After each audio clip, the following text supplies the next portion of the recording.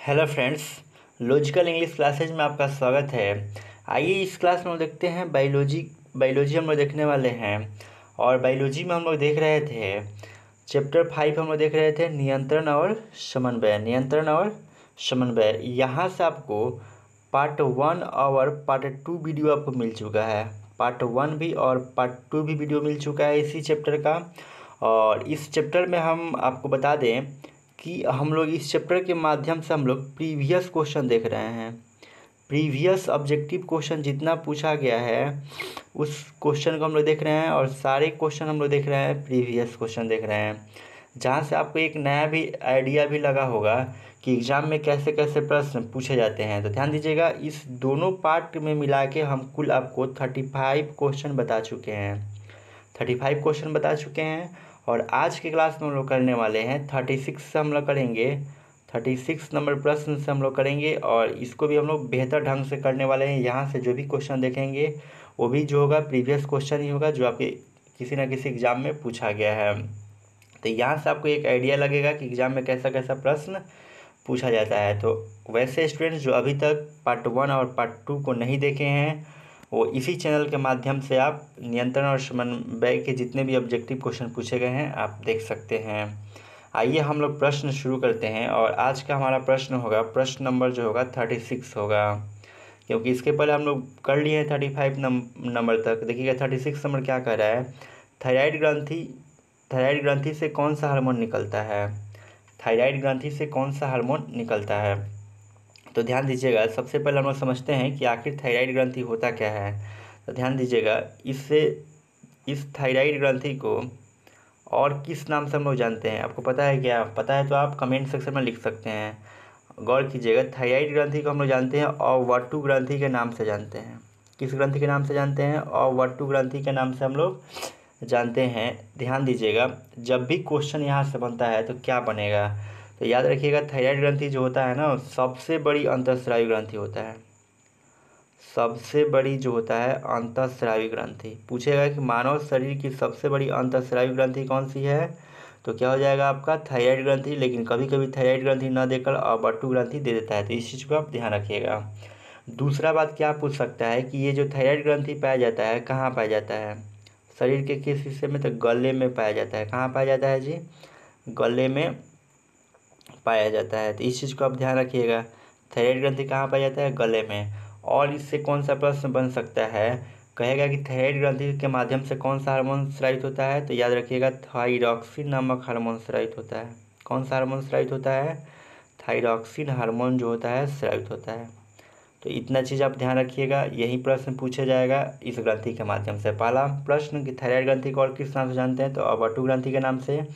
मानव शरीर की सबसे बड़ी अंतःस्रावी ग्रंथि कौन सी है, तो थायराइड ग्रंथि हो जाएगी। थायराइड ग्रंथि कहाँ पाई जाती है? गले में पाई जाती है। और ये कौन सा हार्मोन स्रावित करती है? थायरॉक्सिन नामक हार्मोन स्रावित करती है। अब देख लीजिए हम लोग का क्वेश्चन क्या था, यहाँ से आप आराम से बना सकते हैं।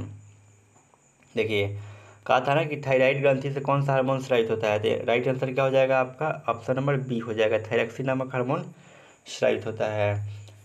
आपको हम बता चुके हैं वृद्धि हार्मोन के बारे में, हम बताए होंगे कि इससे शरीर की क्या होती है, लंबाई बढ़ती है।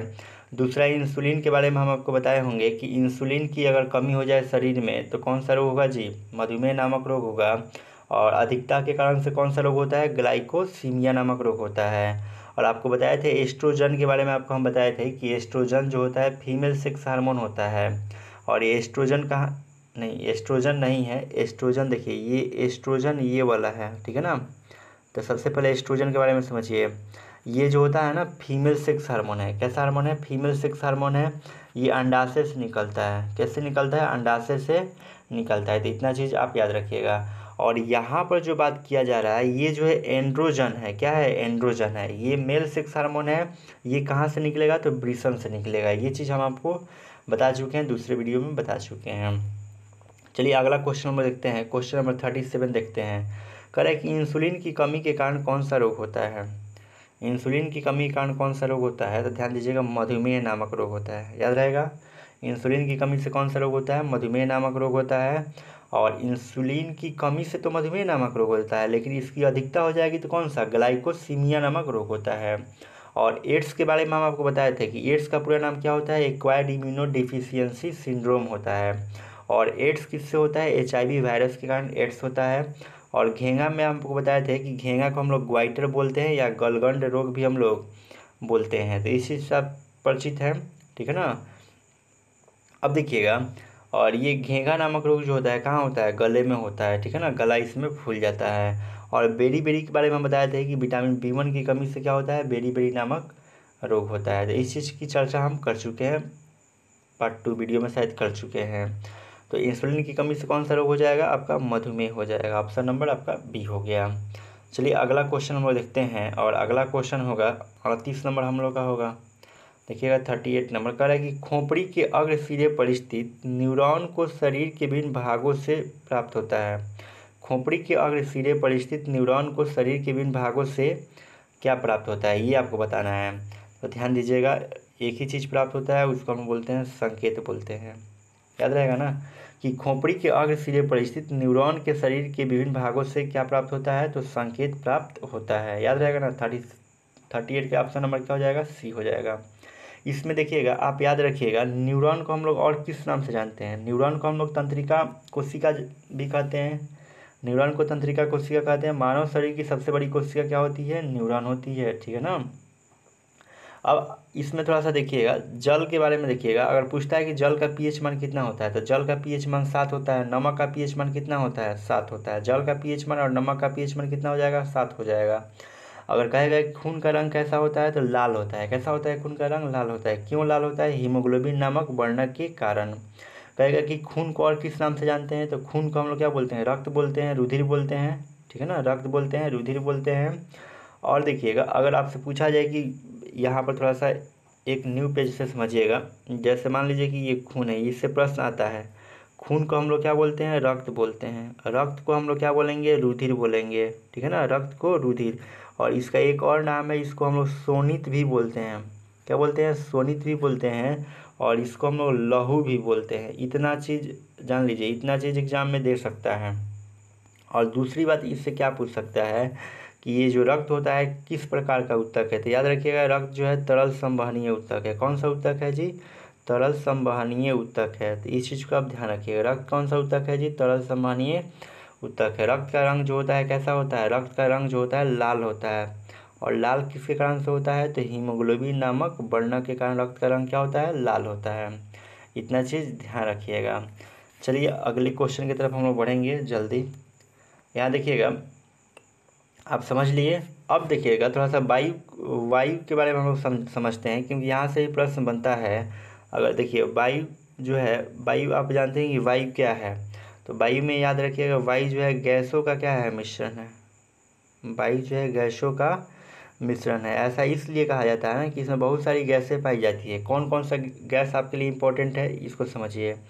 पूछता है कि वायुमंडल में नाइट्रोजन कितना वायुमंडल में नाइट्रोजन कितना %, तो आप याद रखिएगा 78 या 79% वायुमंडल पाया जाता है। दूसरा बात आपसे क्या पूछ सकता है कि CO2 वायुमंडल में कितना है, तो याद रखिएगा 0.03% होता है। और पेड़ पौधे CO2 कहाँ से प्राप्त करते हैं, तो याद रखिएगा वायुमंडल से। कहाँ से, वायुमंडल से। पेड़ पौधे CO2 कहाँ से प्राप्त करते हैं, तो याद क्या रखना है कि वायुमंडल से प्राप्त करते हैं। अगला क्वेश्चन इसमें क्या याद रखना है, कहेगा कि ऑक्सीजन कितना % है, ऑक्सीजन कितना % है, तो इसमें याद रखिए ऑक्सीजन जो है 21% है। ये चीज़ एग्जाम में पूछा हुआ है, इसलिए हम आपको बता दिए, ठीक है ना। और देखिएगा, अगर वायु को हम लोग हवा बोल दे तो कोई दिक्कत नहीं है, या इसको समीर भी बोल दे तो कोई दिक्कत है जी। इसको हम लोग पवन भी बोल सकते हैं। अगर वायु का परिभाषित शब्द पूछे तो आप यहाँ से बता सकते हैं, कोई दिक्कत ही नहीं होगा।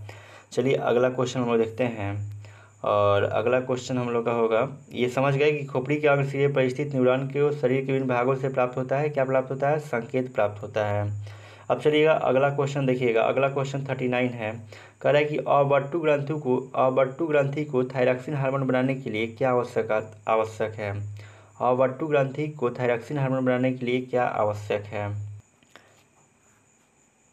अभी हम आपको क्या बताएं कि जो अवर्टु जो ग्रंथि होता है, उस ग्रंथि को हम लोग क्या बोलते हैं, थायराइड ग्रंथि बोलते हैं। अवर्टु ग्रंथि को कौन सा ग्रंथि बोलेंगे, थायराइड ग्रंथि।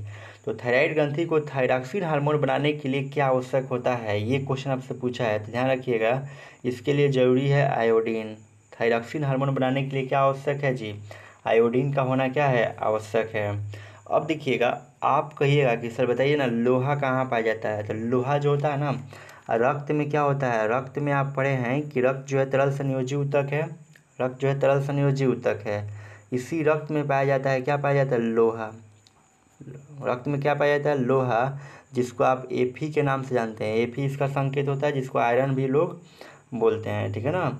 अगर ये लौह यौगिक की कमी हो जाए, ठीक है ना, लोहा की कमी हो जाए तो एक बीमारी होता है जिसको हम लोग एनीमिया के नाम से जानते हैं। किसके नाम से, एनीमिया के नाम से जानते हैं। तो इस चीज़ को आप ध्यान रखिएगा। आप जानते हैं प्रोटीन के बारे में जानते हैं कि प्रोटीन जो होता है टूटे फूटे ऊतकों की क्या करता है, मरम्मत करता है। और वसा से क्या होता है कि शरीर पर चिकनाहट आता है और मोटापा इसी के द्वारा क्या होता है, बढ़ता है। चलिए अगला क्वेश्चन हम लोग देखते हैं। और क्वेश्चन हम लोग देखेंगे 40 नंबर देखेंगे। करें कि लीडिंग कोशिकाएं कहाँ मिलती है, लीडिंग कोशिकाएं जो है कहाँ मिलती है। ये प्रश्न आपसे पूछा है कि लीडिंग कोशिकाएं कहाँ मिलती है। तो ध्यान रखिएगा, लीडिंग कोशिकाएं मिलती है ब्रिसन में मिलती है। याद रहेगा ना, लीडिंग कोशिकाएं कहाँ मिलती है, ब्रिसन में मिलती है।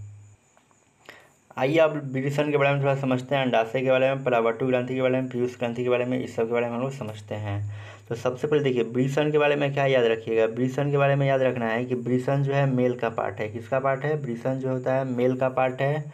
और ब्रिसन के माध्यम से कहा जाए कि कौन सा हार्मोन निकलता है। तो याद रखिएगा, ब्रिसन के माध्यम से एंड्रोजेन, कौन सा हार्मोन निकलता है, एंड्रोजेन नामक हार्मोन निकलता है। और एक आप पढ़े होंगे टेस्टोस्टेरोन, टेस्टोस्टेरोन नामक हार्मोन निकलता है। कहाँ से निकलता है, ब्रिसन के द्वारा ही निकलता है। तो ये दोनों हार्मोन निकलता है, ब्रिसन के माध्यम से निकलता है। तो इसको बोलते हैं हम लोग मेल सेक्स हार्मोन बोलते हैं। मेल सेक्स हार्मोन हम लोग बोलते हैं क्योंकि ब्रिसन के माध्यम से निकलता है। आपसे पूछा जाए कि बताइए कि ब्रिसन की संख्या कितनी होती है। ब्रिसन की संख्या जो होती है 2 होती है, लेकिन जोड़ा में कहा जाए तो 1 जोड़ा होता है। याद रहेगा ना, तो इतना चीज़ आपको याद रखना है। दूसरा इसमें चीज़ जो था आपका अंडाशय था, क्या था, अंडाशय था। तो कल बताए थे कि अंडाशय जो होता है आपका फीमेल पार्ट होता है। किसका पार्ट है, फीमेल का पार्ट है अंडाशय। अंडाशय फीमेल में पाया जाता है। और अंडाशय के माध्यम से भी क्या निकलता है, हार्मोन निकलता है। पहला आपको हम बताए थे एस्ट्रोजन, क्या बताए थे, एस्ट्रोजन निकलता है।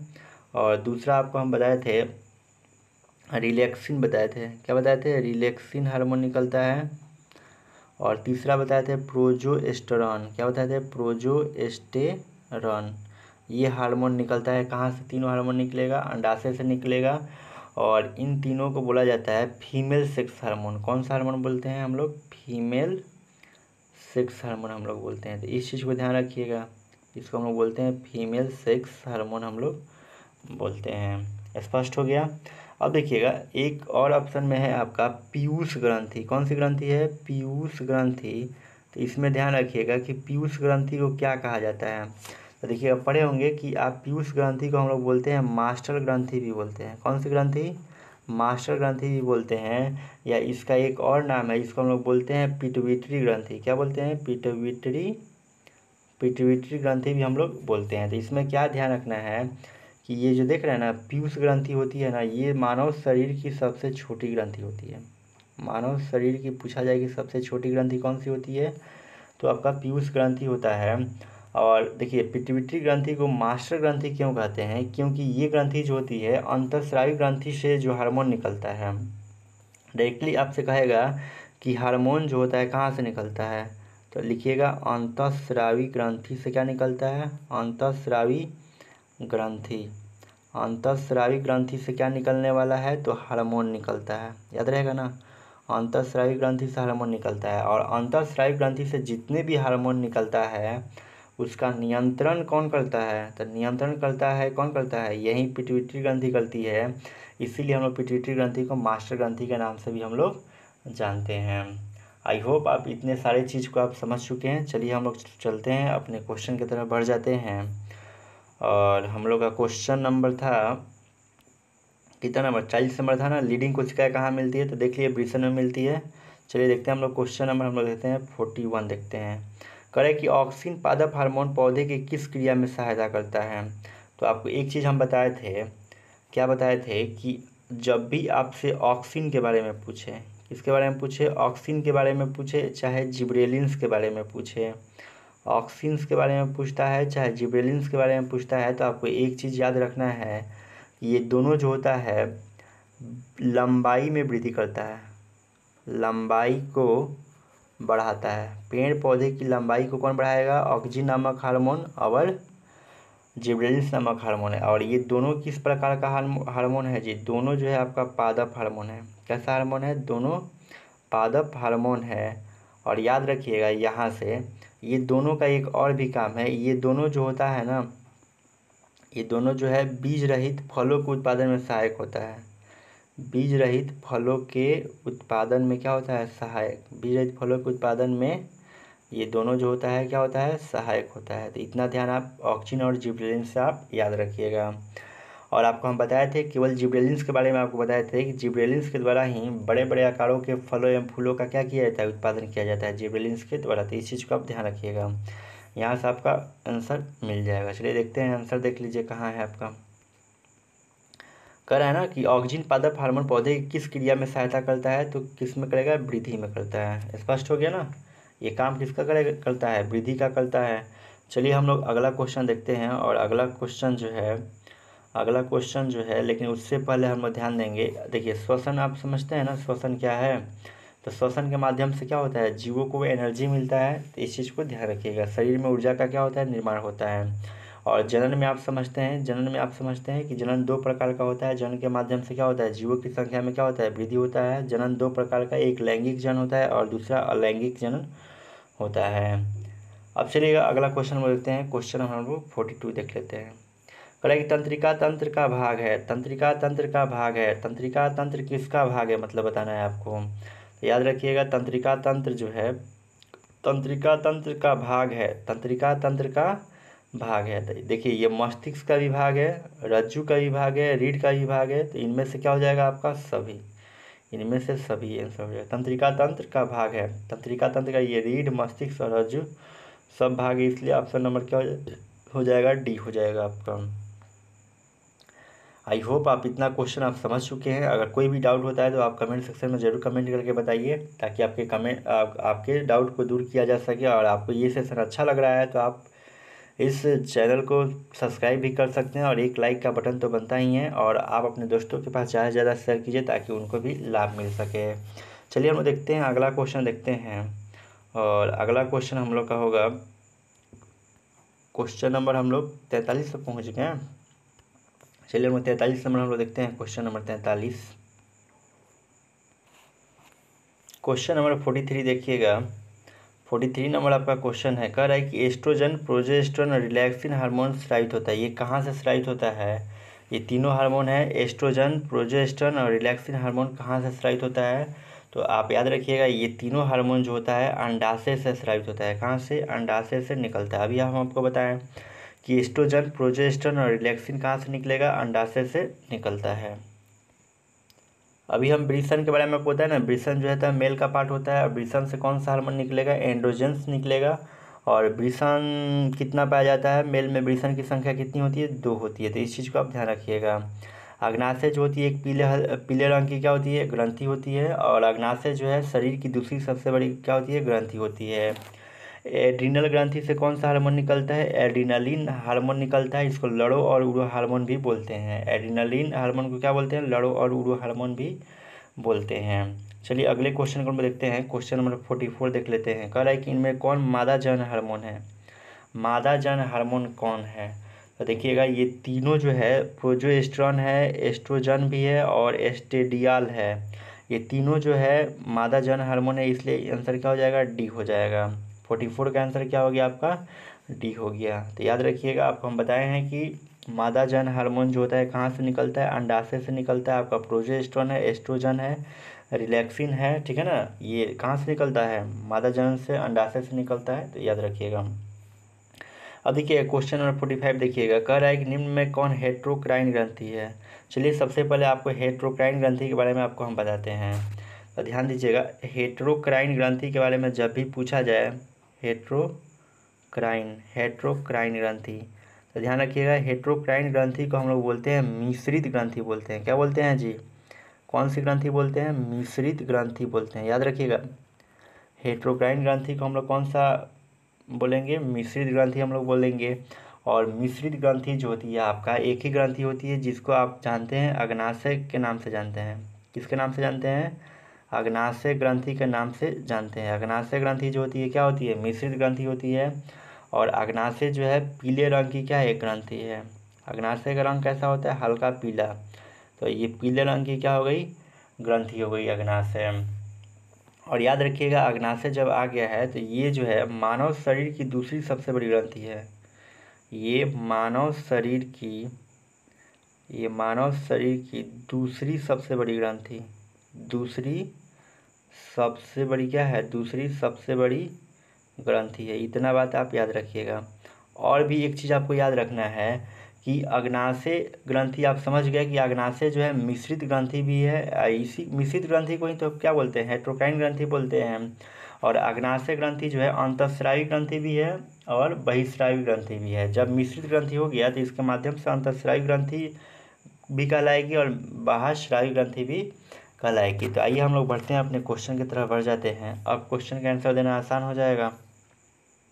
देखिएगा क्वेश्चन बोला था कि कौन हेट्रोक्राइन ग्रंथि है? अग्नाशय दिया है क्या? ये पिट्यूटरी दिया है, यकृत दिया है, वृषण दिया है और थायराइड दिया है। अग्नाशय ग्रंथि तो दिया ही नहीं है। तो आप लोग थोड़ा सा कमेंट करके बताइएगा कि इसका राइट आंसर क्या होगा, ठीक है ना। मेरे अनुसार से तो अग्नाशय ग्रंथि होना चाहिए। आप लोग कमेंट करके बताइएगा कि इसका राइट आंसर क्या होगा। अब देखिएगा इसके ऑप्शन में समझिएगा। यकृत जो होता है मानव शरीर की सबसे बड़ी ग्रंथि होती है। यकृत मानव शरीर की क्या होती है? सबसे बड़ी ग्रंथि होती है। और यकृत से क्या निकलता है? पित्त निकलता है। और पित्त जाके कहाँ जमा होता है? पित्ताशय में जमा होता है।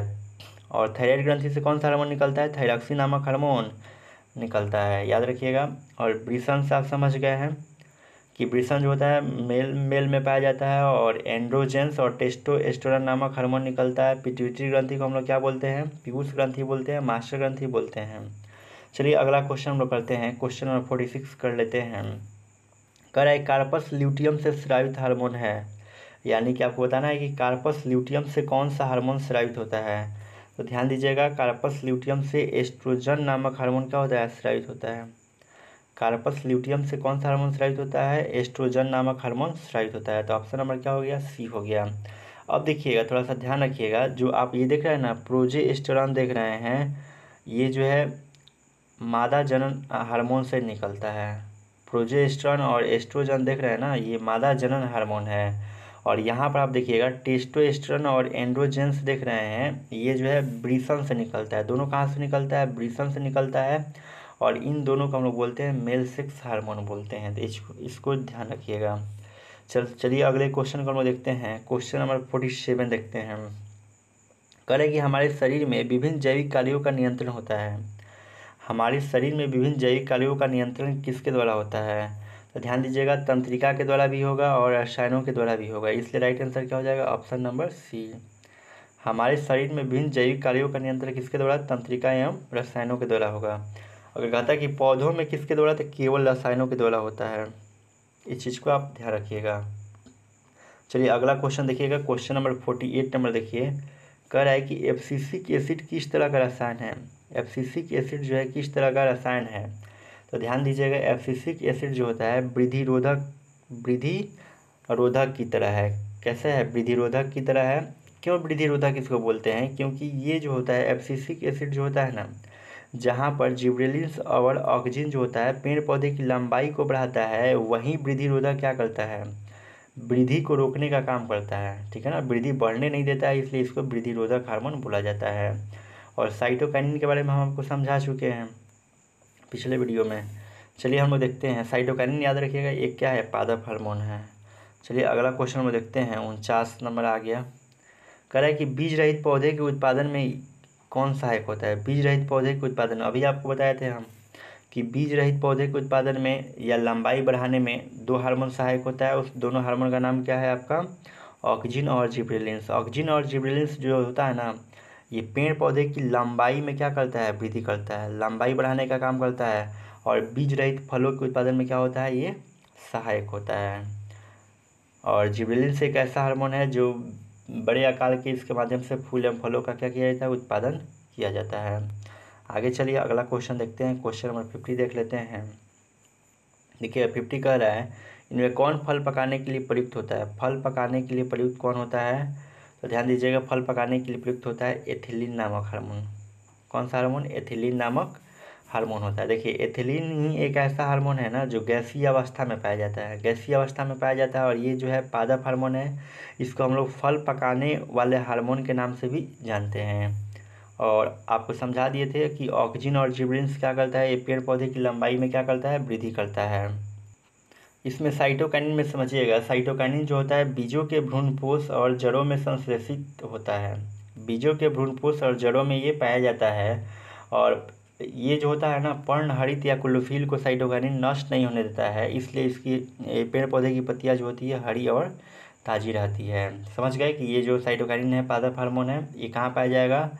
तो पेड़ पौधे का जो बीजों का जो भ्रूणपोष होता है ना, और जड़ में ये पाया जाता है। और ये जो होता है पर्णहरित को क्या करता है, नष्ट होने से रोकता है, जिसके कारण पेड़ पौधे की पत्तियाँ जो होती है हरी भरी बनी रहती है। चलिए अगला क्वेश्चन देखते हैं। लेकिन क्वेश्चन देखने से पहले वैसे स्टूडेंट जो अभी तक इस चैनल को सब्सक्राइब नहीं किए हैं वो तुरंत सब्सक्राइब कर ले, ताकि आपको पल पल का नोटिफिकेशन मिलता रहे। और एक लाइक का बटन तो बनता ही है, और लाइक का बटन ज़रूर दबाइए। और हम लोग चलते हैं अब क्वेश्चन नंबर 51 पर हम लोग चलेंगे। देखिए 51 नंबर क्वेश्चन देखिएगा। कह रहा है कि मस्तिष्क का कौन सा भाग हृदय स्पंदन तथा श्वसन गति की दर को नियंत्रित करता है। यानी कि हृदय स्पंदन की दर तथा श्वसन गति की दर को कौन नियंत्रित करता है, ये क्वेश्चन आपसे पूछा हुआ है। तो देख लीजिए 51, फिर से क्वेश्चन समझ लीजिए। कह रहा है कि मस्तिष्क का कौन सा भाग जो होता है हृदय स्पंदन तथा श्वसन गति की दर को क्या करता है, नियंत्रित करता है। तो इसका ऑप्शन यहाँ पर है, देख लीजिए। इसमें याद रखिएगा मेडुला जो होता है ना, मेडुला, यही जो होता है हृदय स्पंदन की दर तथा श्वसन गति की दर को कौन नियंत्रित करता है। तो याद रखिएगा आपका मेडुला जो होता है नियंत्रित करता है।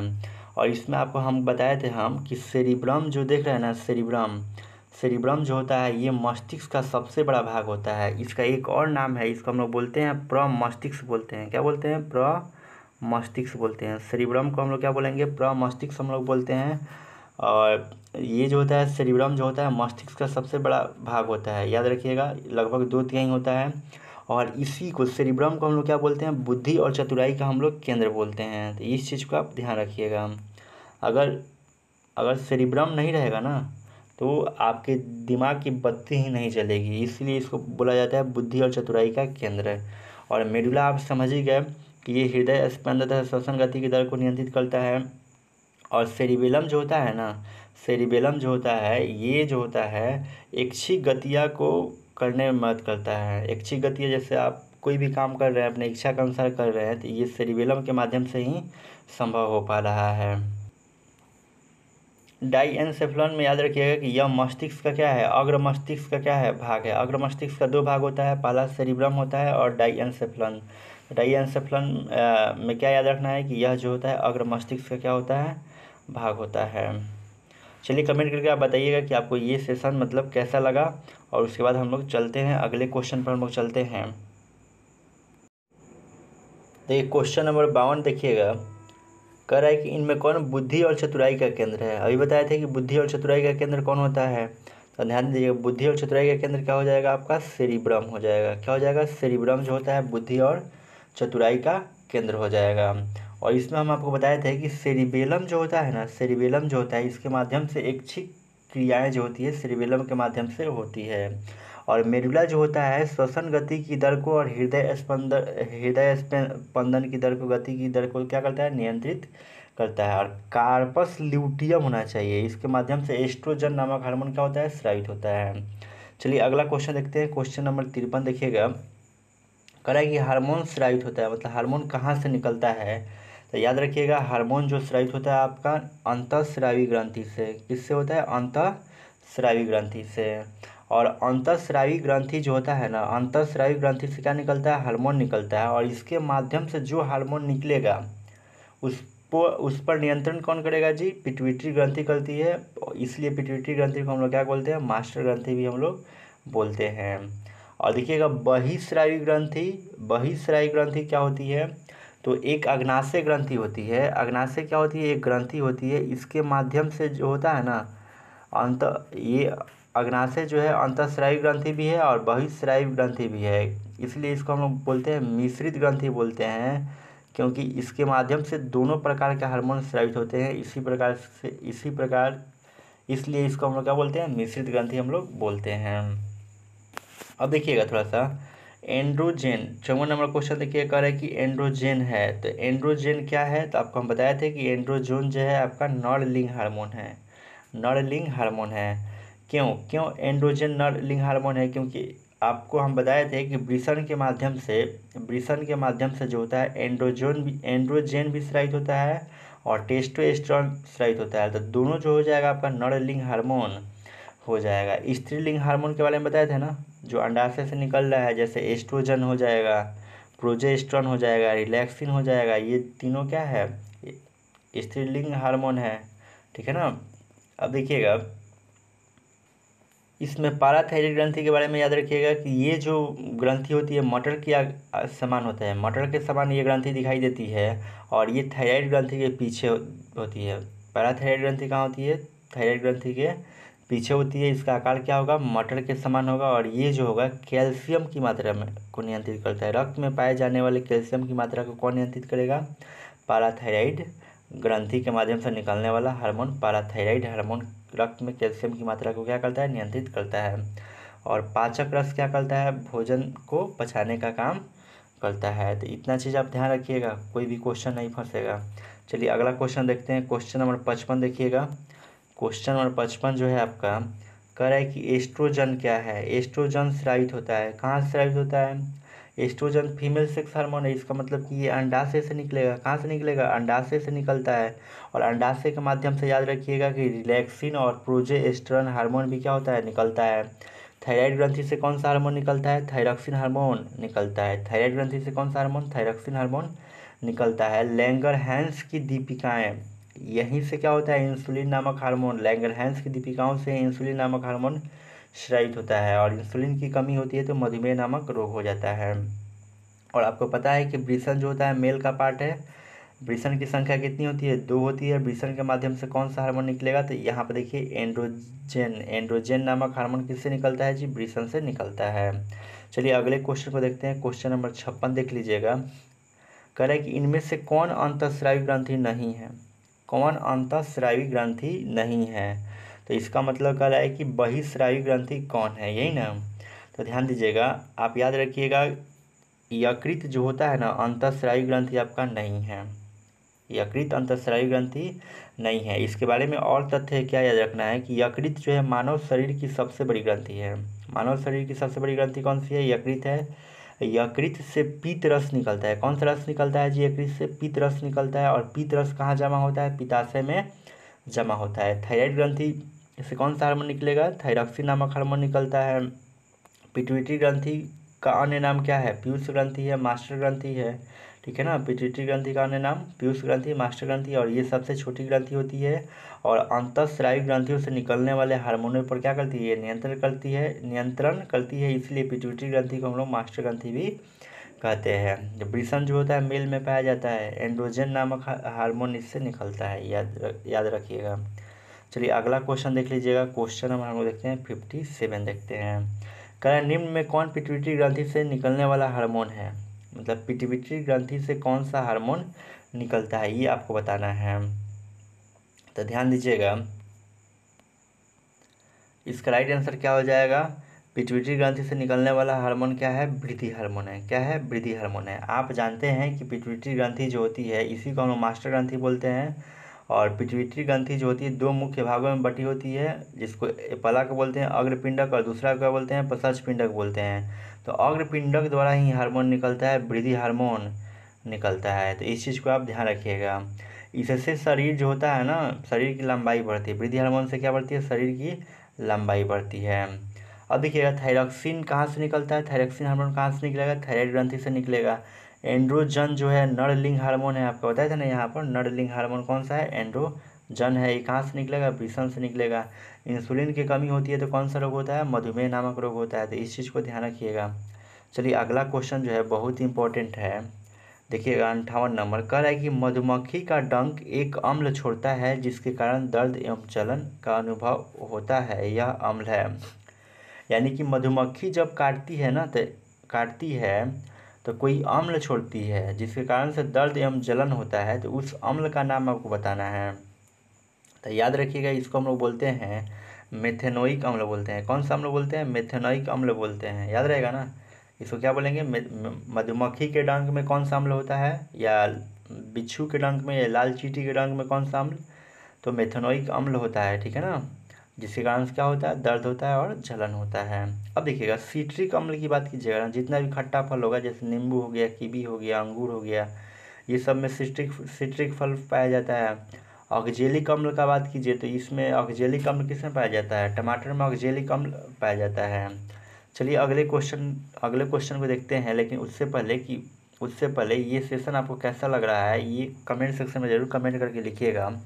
और एक लाइक का बटन तो बनता ही है, क्योंकि आप ही लोग के लिए ये मेहनत हो रहा है। और वैसे बच्चे जो इस चैनल पर अभी तक न्यू है, इस चैनल को सब्सक्राइब कर ले ताकि आपको तुरंत का तुरंत नोटिफिकेशन मिल जाए। चलिए हम लोग देखते हैं क्वेश्चन नंबर 59 ना होगा हम लोग का क्वेश्चन नंबर। हाँ देख लीजिएगा 59 नंबर। चलिए 59 नंबर क्वेश्चन कह रहा है कि तंत्रिका तंत्र की रचनात्मक एवं क्रियात्मक इकाई क्या कहलाती है? बहुत ईजी लेकिन बहुत ही इंपॉर्टेंट। तंत्रिका तंत्र की रचनात्मक एवं क्रियात्मक इकाई क्या कहलाती है? तो आप ध्यान रखिएगा, न्यूरॉन कहलाएगी। तंत्रिका तंत्र की रचनात्मक इकाई क्या कहलाती है? न्यूरॉन कहलाती है। और न्यूरॉन को हम लोग किस नाम से जानते हैं? तंत्रिका कोशिका के नाम से जानते हैं। याद रहेगा ना, तंत्रिका तंत्र की रचनात्मक एवं क्रियात्मक इकाई क्या कहलाएगी? न्यूरॉन कहलाती है। और न्यूरॉन को हम लोग तंत्रिका कोशिका के नाम से जानते हैं। ये क्वेश्चन आपके एग्जाम के लिए बहुत इंपॉर्टेंट है। और नेफ्रॉन के बारे में हम लोग पहले से जानते हैं कि नेफ्रॉन जो होता है ब्रिक की रचनात्मक एवं क्रियात्मक इकाई होता है। नेफ्रॉन क्या होता है? ब्रिक की रचनात्मक एवं क्रियात्मक इकाई होता है, याद रखिएगा। और सेरिब्रम जो होता है, इसे बुद्धि और चतुराई का केंद्र कहा जाता है, ठीक है ना। चलिए अगला क्वेश्चन हम देखते हैं। अगला क्वेश्चन देखिए 60 नंबर ले लेते हैं। करें किसे रासायनिक दूध कहा जाता है? रासायनिक दूध किसे कहा जाता है? तो याद रखिएगा, हार्मोन को हम लोग क्या बोलते हैं? रासायनिक दूध बोलते हैं। और हार्मोन आपको पता होगा ये कहाँ से निकलता है? हार्मोन अंतःस्रावी ग्रंथि से निकलता है। हार्मोन कहाँ से निकलता है? अंतःस्रावी ग्रंथि से निकलता है। आइए अगले क्वेश्चन को हम देखते हैं। क्वेश्चन नंबर हम 61 देखेंगे। शरीर का संतुलन बनाए रखता है। शरीर का संतुलन बनाए रखने में कौन सहायक होता है? तो ध्यान रखिएगा, शरीर का संतुलन बनाए रखता है सेरिबेलम, ठीक है ना। सेरिबेलम आपको बताया कि इसी कारण जो होती है ना, ऐच्छिक गतियाँ शरीर में होती है। ऐच्छिक गतियाँ यानी कि अपने अनुसार से जो भी कार्य करना होगा वो सेरिबेलम के माध्यम से होगा। और यही जो होता है शरीर का संतुलन बनाए रखता है। अब देखिएगा इसमें क्रेनियम क्या है, तो आपका मस्तिष्क जिसके अंदर सुरक्षित रहता है उस आवरण को हम लोग क्या बोलते हैं? उस भाग को क्रेनियम बोलते हैं। और सेरिब्रम जो होता है, आप समझते हैं सेरिब्रम क्या है? ये बुद्धि और चतुराई का केंद्र है सेरिब्रम। और मस्तिष्क स्टेम जो है मस्तिष्क का क्या है? भाग है। चलिए अगला क्वेश्चन देखिएगा। और अगला क्वेश्चन आपका ये रहा, कह रहा है 62 नंबर, किशोरावस्था में होने वाले शारीरिक परिवर्तन का कारण है, ठीक है ना। किशोरावस्था में जो परिवर्तन होता है, तो परिवर्तन होने का कारण क्या है आपको बताना है। तो ध्यान दीजिएगा, ये टेस्टोस्टेरोन जो है मेल हार्मोन है, और एस्ट्रोजन क्या है? फीमेल हार्मोन है। तो इसी दोनों के कारण क्या होता है? बालक बालिकाओं के शरीर में क्या होता है? कुछ चेंजिंग परिवर्तन देखने के लिए मिलता है। जैसे बालकों के शरीर में दाढ़ी मूंछ का आना, लड़कियों के शरीर में स्तनों का उभार आना, मासिक चक्र का स्राव होना, ये सब परिवर्तन आपको देखने के लिए मिलता है। तो इसमें क्या हो जाएगा? टेस्टोस्टेरोन और एस्ट्रोजन हो जाएगा। तो ऑप्शन नंबर क्या हो गया? डी हो गया। यानी कि आपसे क्वेश्चन कहा था ना कि किशोरावस्था में होने वाले शारीरिक परिवर्तन का कारण क्या है? तो टेस्टोस्टेरोन और एस्ट्रोजन दोनों हो जाएगा, ठीक है।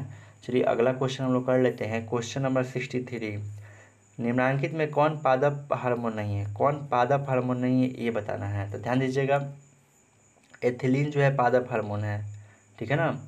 ये ऐसा हार्मोन है जो गैस की अवस्था में पाया जाता है। इसे फल पकाने वाला हम लोग हार्मोन भी बोलते हैं। ऑक्जिन क्या करता है? ऑक्जिन जो होता है पेड़ पौधे की लंबाई में क्या करता है? वृद्धि करता है। ये भी क्या है? पादप हार्मोन है। और साइटोकाइनिन भी क्या है? पादप हार्मोन है। ये कहाँ साइटोकाइनिन कहाँ पाया जाता है? जब पेड़ पौधे में जो बीज होता है ना, तो बीजों के भ्रूणपोष में और जड़ों में ये संश्लेषित होता है। और ये पेड़ पौधे में जो पर्णहरित पाया जाता है, पर्णहरित को नष्ट नहीं होने देता है, जिसकी वजह से इसकी पत्तियाँ हरी भरी बनी रहती है। और ऑक्सीटोसिन जो है आपका हार्मोन नहीं है, इसलिए आपका आंसर क्या हो जाएगा, ऑप्शन नंबर डी हो जाएगा। स्पष्ट है, ऑप्शन नंबर क्या हो गया, डी हो गया। चलिए अगला क्वेश्चन देखते हैं। अगला क्वेश्चन जो है 64 होगा। देखिएगा, पौधों और पशुओं की कोशिकाओं का वैज्ञानिक अध्ययन क्या कहलाता है। पौधों और पशुओं की कोशिकाओं का वैज्ञानिक अध्ययन क्या कहलाता है, आपको बताना है। तो ध्यान दीजिएगा, जो भी पौधा है या जो भी पशु की कोशिका है उसका वैज्ञानिक अध्ययन कहलाएगा कोशिका विज्ञान। क्यों कहलाएगा, क्योंकि यहाँ पर पेड़ पौधे और पशुओं की कोशिकाओं का अध्ययन पूछा है, तो क्या हो जाएगा, कोशिका विज्ञान हो जाएगा। ठीक है ना। उत्तक विज्ञान में उत्तकों का अध्ययन करते हैं, याद रखिएगा कि उत्तक विज्ञान में किसका अध्ययन करते हैं, उत्तकों का। कोशिका विज्ञान में कोशिका का अध्ययन करेंगे। कोशिका की खोज किसने की थी, रॉबर्ट हुक ने की थी। जीवित कोशिका की खोज लिवियनहक, और मरी हुई कोशिका की खोज रॉबर्ट हुक ने की थी 1665 ईस्वी में। अब चलिएगा अगला क्वेश्चन देखते हैं हम लोग। क्वेश्चन नंबर हम लोग देखते हैं 65 और 66 देखेंगे। देखिए 65 नंबर क्या है, मानव शरीर में सबसे लंबी कोशिका कौन सी है।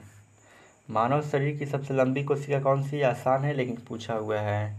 तो ये तंत्रिका कोशिका हो जाएगा। क्या हो जाएगा, तंत्रिका कोशिका आपका हो जाएगा। राइट आंसर सी हो गया। अब देखिए इसमें कोई ऑप्शन जो है चर्चा करने वाला नहीं है। अगला क्वेश्चन बढ़ जाते हैं। क्वेश्चन नंबर 66 में करेक्ट, टेस्टोस्टेरोन स्रावित होता है। टेस्टोस्टेरोन कहाँ से स्रावित होता है, तो आपको बताया है टेस्टोस्टेरोन जो निकलता है वृषण से निकलता है। वृषण से दो प्रकार का हार्मोन निकलता है, एगो टेस्टोस्टेरोन तो निकलता ही है, दूसरा जो है एंड्रोजेन। एंड्रोजेन ऐसे लिखेंगे, देखो एंड्रोजेन। तो ये वृषण से एंड्रोजेन भी निकलेगा और टेस्टोस्टेरोन भी निकलेगा, और दोनों जो है मेल हार्मोन है, पुरुष में पाया जाता है। आप देखिएगा ब्रिक से अगर सवाल पूछ सकता है तो क्या पूछ सकता है कि ब्रिक की संख्या कितनी होती है, ब्रिक की संख्या 2 होती है। ब्रिक का आकार कैसा होता है, सेम के बीज के समान होता है, और ब्रिक जो होता है गहरे भूरे लाल रंग का होता है। थायराइड ग्रंथि से कौन सा हार्मोन निकलता है, थायरॉक्सिन नामक हार्मोन निकलता है। थायराइड ग्रंथि से कौन सा हार्मोन, थायरॉक्सिन नामक हार्मोन निकलता है। और अंडाशय किस में पाया जाता है, फीमेल में पाया जाता है। अंडाशय किस में पाया जाता है, फीमेल में पाया जाता है। और ध्यान दीजिएगा, इसी अंडाशय के माध्यम से हार्मोन निकलता है, और उस हार्मोन का नाम कई बार आपको हम बता चुके हैं। पहला हार्मोन कौन सा निकलता है, एस्ट्रोजन। कौन सा, एस्ट्रोजन निकलता है, इसको रट जाइए, कई बार पूछा है। और दूसरा निकलता है रिलैक्सिन। कौन सा, रिलैक्सिन निकलता है। और तीसरा जो निकलता है आपका प्रोजेस्टेरॉन। प्रोजेस्टेरॉन नामक हार्मोन निकलता है। ये तीनों हार्मोन जो है अंडाशय से निकलता है। ये लगभग कई बार प्रश्न इसमें पूछा गया। तो आई होप आप इतने क्वेश्चन को आप समझ चुके हैं। अगर आपको ये सेशन अच्छा लग रहा होगा तो आप अपने दोस्तों के पास ज़्यादा से ज़्यादा शेयर करेंगे, और एक लाइक का बटन तो बनता ही है। चलिए कहने की ज़रूरत नहीं पड़ेगी, आप लोग खुद समझदार हैं। चलिए हम लोग देखते हैं अगला क्वेश्चन, हम लोग देख लेते हैं। और आज का क्वेश्चन नंबर होगा 67 नंबर होगा। देखिएगा 67 नंबर क्वेश्चन। अब क्वेश्चन ख़त्म ही होने वाला है, इसलिए आप लास्ट तक बने रहिएगा और बताइएगा कि आपका स्कोर कितना सही हो रहा है। देखिएगा 67 नंबर का है कि रुधिर चाप जो होता है नियंत्रित होता है।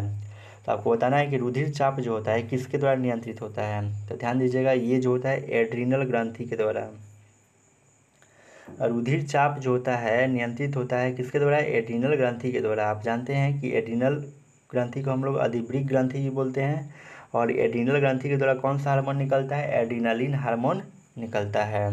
वृषण द्वारा अभी बताया कि एंड्रोजेन और टेस्टोस्टेरोन हार्मोन निकलेगा। थायराइड ग्रंथि से थायरॉक्सिन नामक हार्मोन निकलता है। इस चीज़ को आप ध्यान रखिएगा। अगला क्वेश्चन देख लीजिए 68 नंबर का है कि मानव मस्तिष्क का औसत वजन कितना होता है।